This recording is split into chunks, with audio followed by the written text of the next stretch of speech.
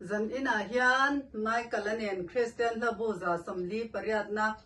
o mangai na kasai thiam lauti puswak liana na kwa kha kanron sadona ngun takin min lo ngai thak sak don nia ready em Oh.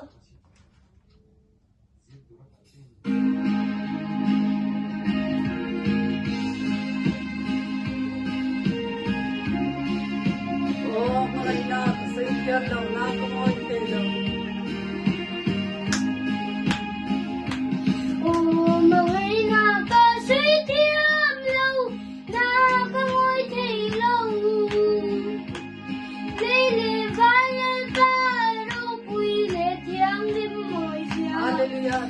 Hallelujah, thiam tuk lian, ôi thi đam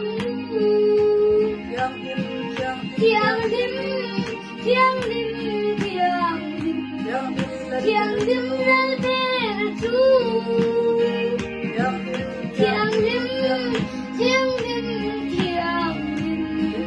min thân đam tu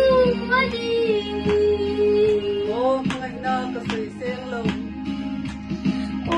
mangai na ka sai sing lo o za mang nghe cô về tim na le lung mai na chung ding ma se adal chuang chi mun pa in o in mang nghe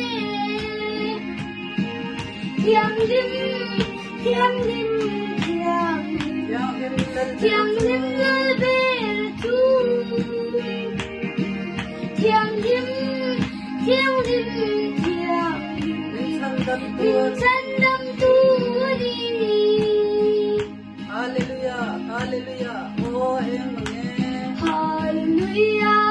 hallelujah ôi em mừng nghe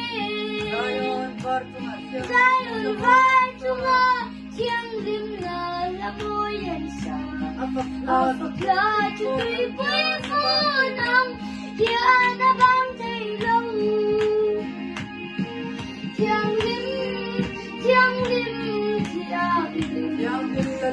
lim la be chu thiang lim chân đắp tu đi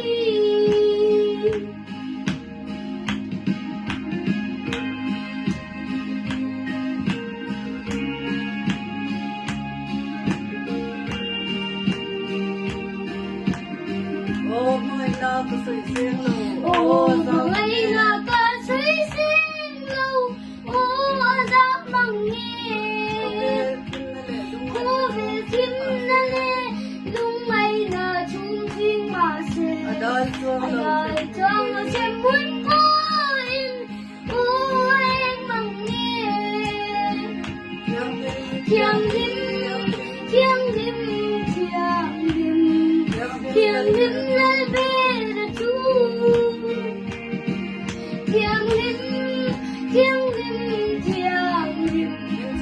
min thân đam tu đi thiam lim la be chu thiam lim min thân đam tu đi amen lalpan ro pui na chang ro se Nang ni hi fa hi nin jai